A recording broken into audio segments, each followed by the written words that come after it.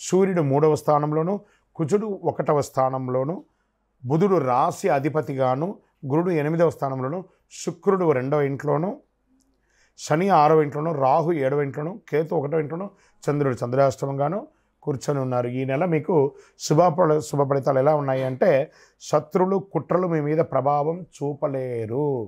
ఎందుకంటే ఈ నెల మీకు చాలా బాగా ఉండబోతుంది, అద్భుతంగా ఉండబోతుంది. మీ పని మీద బాస్కి ఒక మంచి అభిప్రాయం వస్తుంది. ఉద్యోగస్తులకి పనిలో డిసిప్లిన్ పెరుగుతుంది.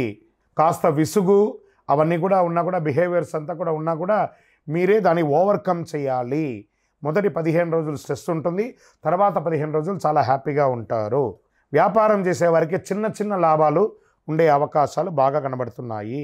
పార్ట్నర్షిప్లో మాటలు పట్టింపులు అవన్నీ కూడా వస్తున్నాయి. అన్నెసరీగా ఉన్నటువంటి వాగ్వివాదాలకి దూరంగా ఉండండి. ఓవరాల్ మీకు కొంచెం శత్రువు ఎవరైనా ఉన్నారంటే మీ నోరు. ఈ నోరుని కాస్త అదుపులో పెట్టుకోండి, అన్ని రకాలుగా బాగుంటుంది. ట్రాన్స్పోర్ట్స్, సప్లైస్ వీళ్ళకందరికీ కూడా ఈ నెల చాలా బాగా ఉంటుంది.